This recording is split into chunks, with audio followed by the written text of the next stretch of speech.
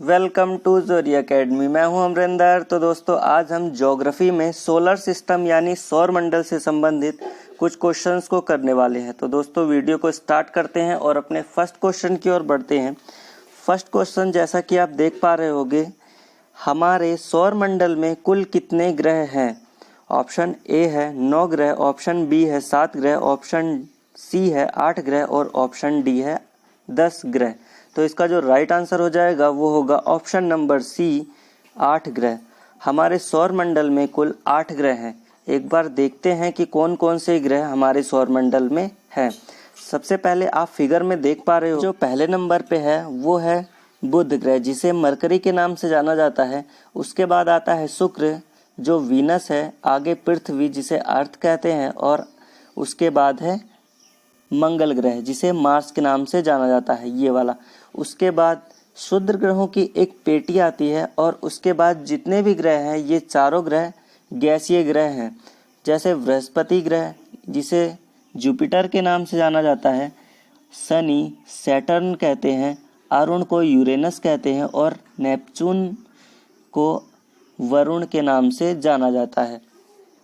जितने भी ये क्षुद्र ग्रहों के आगे ये जितने भी ग्रह आपको दिख रहे हैं, बुध से लेकर मंगल तक के, इन ग्रहों को पार्थिव या आंतरिक ग्रह के नाम से जाना जाता है।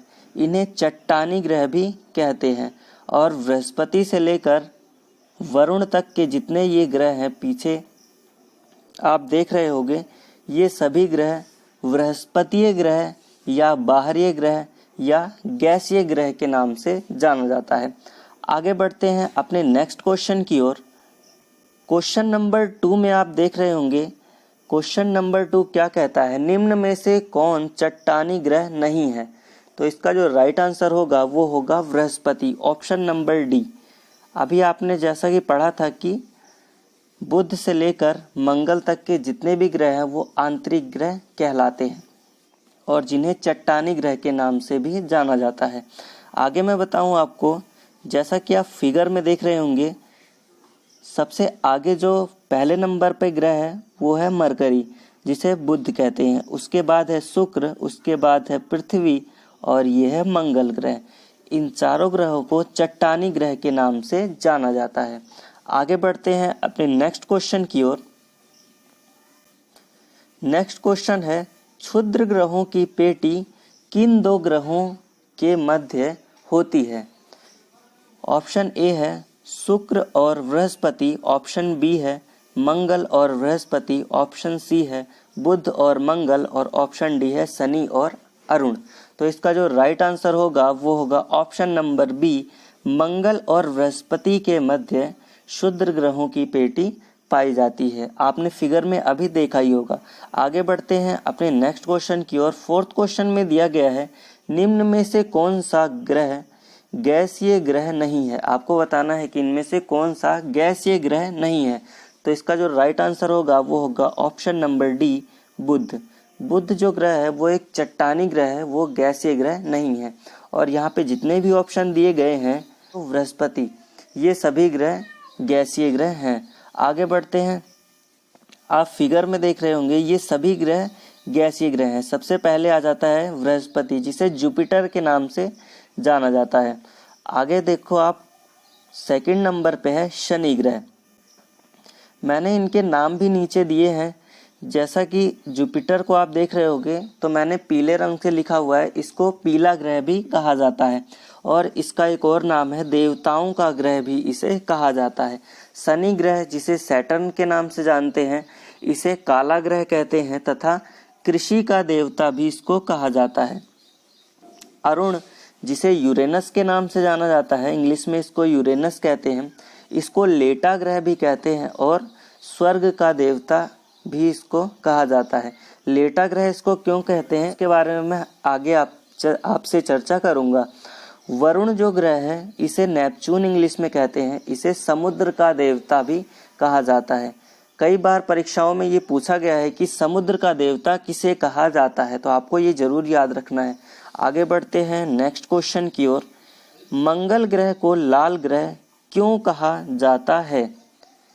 ऑप्शन ए है वायुमंडल न होने के कारण, ऑप्शन बी है जल न होने के कारण, ऑप्शन सी है आयरन ऑक्साइड की मात्रा अधिक होने के कारण, और ऑप्शन डी है इनमें से कोई नहीं।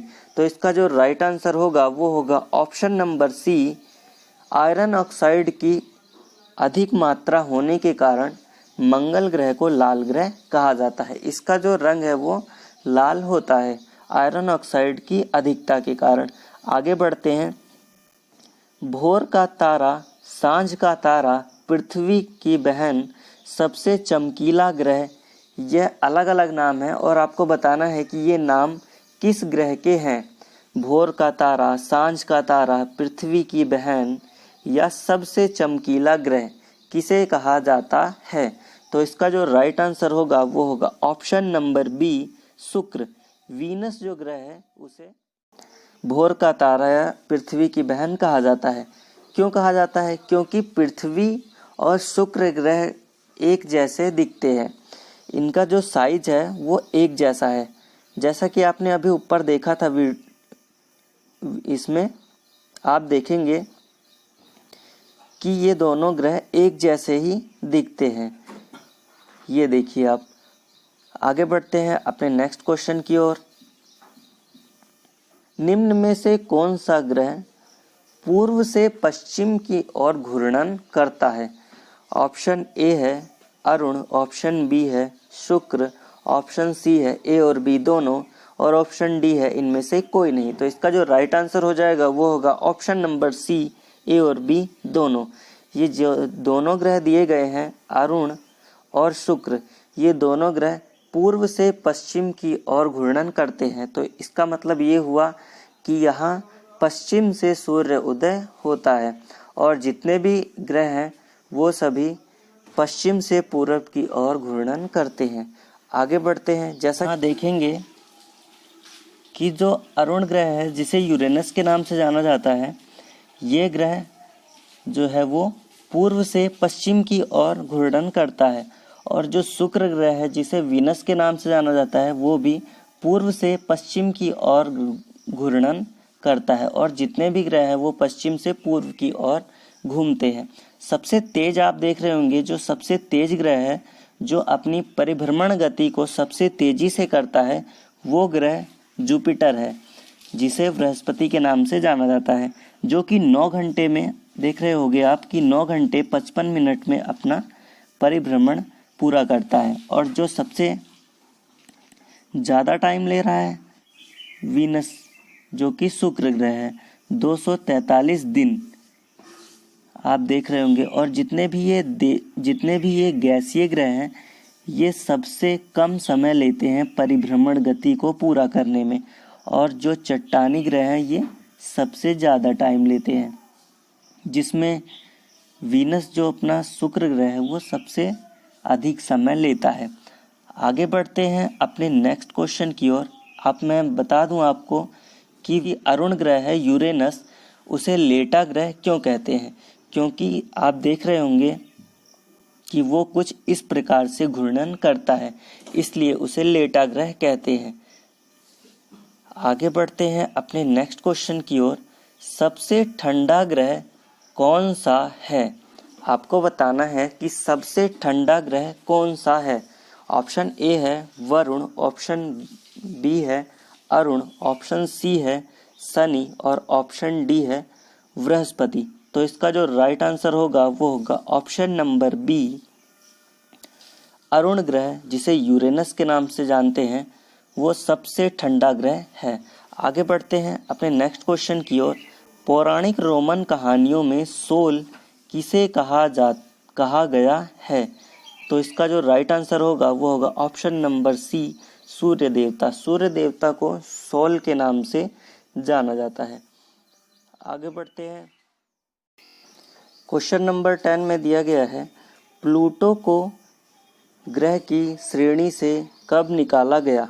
तो इसका जो राइट आंसर होगा वो होगा ऑप्शन नंबर ए, अगस्त 2006 में प्लूटो को ग्रह की श्रेणी से निकाल दिया जाता है। पहले 9 ग्रह थे और अब 8 ग्रह हो गए हैं। सर्वाधिक दैनिक तापमान वाला ग्रह कौन सा है?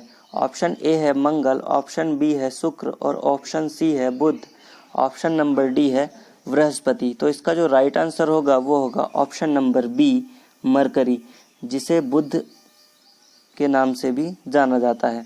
आगे बढ़ते हैं अपने नेक्स्ट क्वेश्चन की ओर। फोबोस और डीमोस किस ग्रह के दो उपग्रह हैं? तो इसका जो राइट आंसर होगा वो होगा ऑप्शन नंबर बी मंगल। मंगल ग्रह के ये दो उपग्रह हैं, फोबोस और डीमोस। क्वेश्चन नंबर 13 है, बृहस्पति ग्रह का सबसे बड़ा उपग्रह कौन सा है? तो इसका जो राइट आंसर होगा वो होगा option number D Ganymede. Ganymede ग्रह बृहस्पति ग्रह का सबसे बड़ा उपग्रह है। लो, यूरोपा और कैलिस्ट्रो जो यहाँ पे ऑप्शन में दिए गए हैं, ये सभी बृहस्पति ग्रह के उपग्रह हैं, लेकिन ये छोटे उपग्रह हैं। आगे बढ़ते हैं। टाइटन किस ग्रह का उपग्रह है? ऑप्शन ए है मंगल, ऑप्शन बी है शुक्र, ऑप्शन सी है बुध और ऑप्शन डी है शनि। तो इसका जो राइट आंसर होगा वो होगा ऑप्शन नंबर डी सैटर्न या शनि। टाइटन जो उपग्रह है वो शनि का उपग्रह है। टाइटन सौर मंडल का दूसरा सबसे बड़ा उपग्रह है, ये भी आपको याद रखना है, और ये उपग्रह बुध के बराबर है। आगे बढ़ते हैं। न्यूनतम घनत्व वाला ग्रह कौन सा है? तो इसका जो राइट आंसर होगा वो होगा ऑप्शन नंबर बी शनि, जिसे सैटर्न के नाम से जाना जाता है। आगे बढ़ते हैं नेक्स्ट क्वेश्चन की ओर। क्वेश्चन नंबर 16 है, हेली नामक धूमकेतु का परिक्रमण काल कितना है? ऑप्शन ए है 73 वर्ष, 75 वर्ष, ऑप्शन सी है 76 वर्ष और ऑप्शन डी है 70 वर्ष। तो इसका जो राइट आंसर होगा वो होगा ऑप्शन नंबर सी 76 ईयर्स। जो ये हेली नामक धूमकेतु है, ये सबसे पहले 1986 में देखा गया था। उसके बाद अब ये 76 वर्ष के बाद देखा जाएगा, यानी कि अब जो ये देखा जाएगा वो 2062 में देखा जाएगा। आगे बढ़ते हैं नेक्स्ट क्वेश्चन की ओर। क्वेश्चन नंबर 17 में दिया गया है, सौर मंडल का सबसे ऊंचा पर्वत निक्स ओलंपिया किस ग्रह पर स्थित है? ऑप्शन ए है बृहस्पति, ऑप्शन बी है शुक्र, ऑप्शन सी है मंगल और ऑप्शन डी है बुध। तो इसका जो राइट आंसर होगा वो होगा ऑप्शन नंबर सी मंगल ग्रह पर निक्स ओलंपिया नामक पर्वत स्थित है। अपने माउंट एवरेस्ट पर्वत से 3 गुना बड़ा है ये निक्स ओलंपिया पर्वत। तो आगे बढ़ते हैं दोस्तों, आज इतने ही क्वेश्चंस थे। आपको अगर अच्छी लगी हो वीडियो तो प्लीज़ वीडियो को लाइक कीजिए और ज़्यादा से ज़्यादा शेयर कीजिए। और आपने अभी तक हमारे चैनल को सब्सक्राइब नहीं किया है तो प्लीज़ दोस्तों चैनल को सब्सक्राइब कीजिए और बेल आइकन को भी प्रेस कीजिए, जिससे कि आने वाली सभी वीडियो की नोटिफिकेशंस आप तक ज़रूर पहुँचे। जय हिंद, जय भारत दोस्तों।